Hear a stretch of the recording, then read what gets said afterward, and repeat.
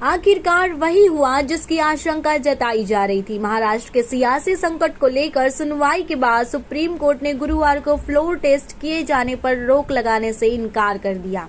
Supreme court के फैसले के बाद कुछ ही देर बाद उद्धव ठाकरे ने मुख्यमंत्री पद से इस्तीफा दे दिया। सुप्रीम कोर्ट के फैसले के बाद फेसबुक लाइव करते हुए उद्धव ठाकरे ने मुख्यमंत्री पद और विधान परिषद की सदस्यता से इस्तीफा दिया है।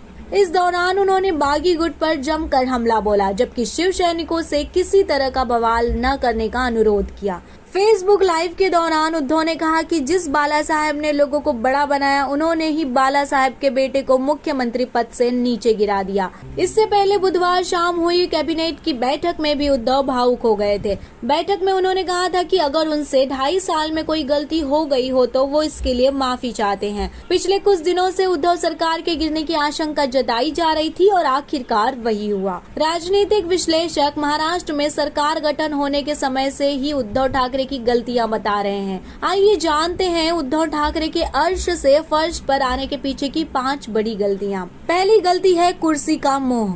बाला साहब ठाकरे की शिवसेना और उद्धव ठाकरे की शिवसेना को लेकर जब भी बात होती है तो सबसे पहले कुर्सी का मोह सामने दिखता है। ठाकरे परिवार में उद्धव ठाकरे से पहले कोई मुख्यमंत्री नहीं बना था। शिवसेना के पूर्व सुप्रीमो बाला साहेब ठाकरे ने कभी सत्ता को सीधे अपने हाथ में नहीं लिया। वो किंग नहीं बने बल्कि किंग मेकर रहे और प्रदेश की सियासत में हमेशा अपना महत्व बनाए रखा।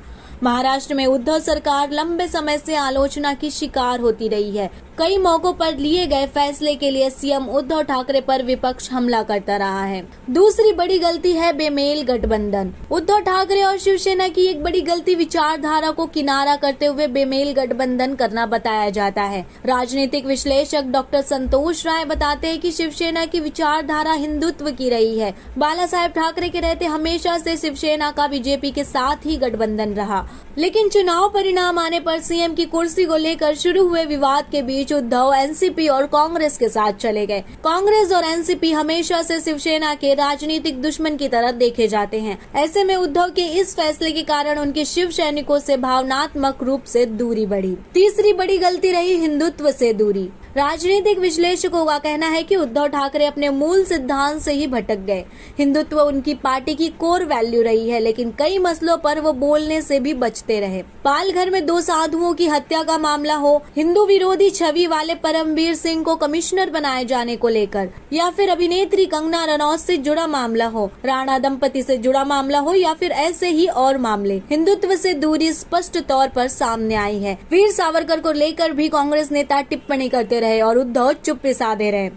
तीसरी बड़ी गलती रही बंद कमरे की सियासत। उद्धव ठाकरे पर बंद कमरे की सियासत करने के भी आरोप लगते रहे हैं और ऐसा दिखा भी है। मुख्यमंत्री बनते ही उद्धव बंद कमरे की सियासत करने लगे। उन्होंने अपने विधायकों से मिलना तक छोड़ दिया।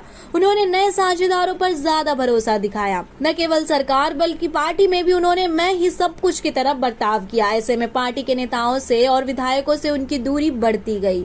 बगावती गुट में शामिल औरंगाबाद पश्चिम के विधायक संजय सिरसाट ने बकायदा पत्र लिखकर इसे कारण बताया। उन्होंने दावा किया कि ठाकरे के करीबी विधायकों को उनसे मिलने तक नहीं देते थे। 5वीं बड़ी गलती रही है बगावत की भनक नहीं लगना या हल्के में लेना। महाराष्ट्र में सियासी संकट पैदा होने के बाद शिवसेना के सहयोगी एनसीपी ने भी सवाल उठा दिया कि जब शिवसेना के बीच इतना बड़ा विद्रोह पनप रहा था तो सीएम उद्धव को कोई संदेह क्यों नहीं हुआ। सवाल ये भी उठाए जा रहे थे कि उन्होंने गंभीरता से नहीं लिया।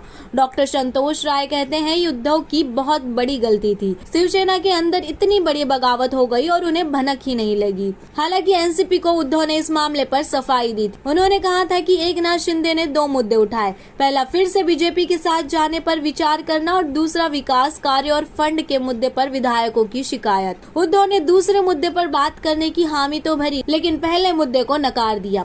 क्या आपको भी लगता है इन्हीं सारी गलतियों की वजह से उद्धव ठाकरे को अपनी कुर्सी से हाथ धोना पड़ा? कमेंट करके जरूर बताएं। बाकी सुनते रहिए सुपरफास्ट शॉर्ट न्यूज, एक अलग नजरिया खबरों का।